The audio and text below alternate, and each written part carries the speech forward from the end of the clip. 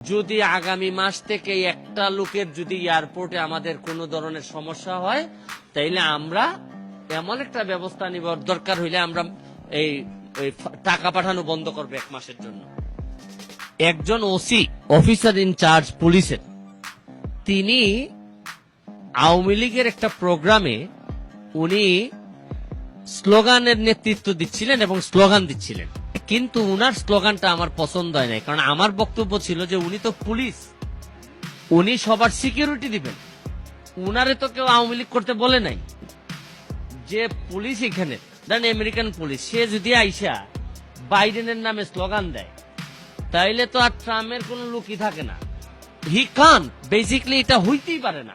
আমাদের প্রবলেম কি? আমাদের প্রবলেম হচ্ছে কি, আমাদের নেতারা কিছু মিথ্যা কথা বলতে এই কারণে যে অসংখ্য ডিমান্ড, যে জায়গায় দাঁড়াইছে এই জায়গাও কাদা, আর যে জায়গা পার হয়ে যাবে এই জায়গাও কাঁচা। তো যার কারণে আমাদের নেতাদের উপর প্রেসার যখন খুব বেশি পড়ে তখন তারা কোনো না কোনো ভাবে একটা কথা বলে পার হয়ে যেতে চায়। কিন্তু এইখানে আমেরিকান পলিটিশিয়ানদের সুবিধা কি, এদের বাচ্চা ছাড়াই অনেক কাজ করে ফেলছে। বাংলাদেশের পলিটিক্সে ইনভেনশন থাকে কম। বাংলাদেশের পলিটিক্স হইল যে আপনি কিভাবে আবার এমপি হবেন, কিভাবে আবার নৌকা নমিনেশনটা পাওয়া যায়, আবার দলীয় নমিনেশনটা পাওয়া যায়, এইগুলা নিয়ে যে পরিমাণ সময় দেয় মানুষ, এই সময়টা এইখানে দেয়া লাগে না। তো আমার কথা হচ্ছে যে আমি একটা লাইন তৈরি করতে চাই।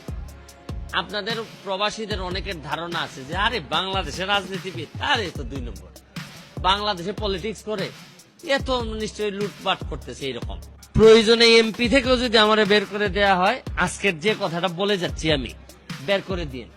তবে একটা কথা আমি বলে যেতে চাই, প্রবাসীরা কোনোভাবেই কোনোদিন প্রবাসীর আগে যেন আওয়ামী লীগ বিএনপি না হয়। প্রবাসীরা প্রবাসী হইতে হবে। আমি বলে যাচ্ছি বাকি জীবন আমার পরিবার প্রবাসী, এই হিসাবে আমি প্রবাসীদের ঐক্যের জন্য কাজ করতে চাই। আমি প্রবাসীদের স্বার্থের জন্য। বাট এই আপনারা যখন প্রবাসী হিসেবে যখন আওয়ামী লীগ করবেন, তখন আপনাদের স্বার্থ আপনারা দেখবেন। আমি তখন আওয়ামী লীগের মিটিং এ যাব, যে বিএনপি করে বিএনপির মিটিং এ যাবে।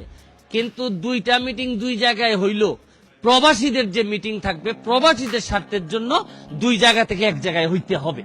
যদি না হন, আপনারা দলের নামে দেশের ক্ষতি করতেছেন।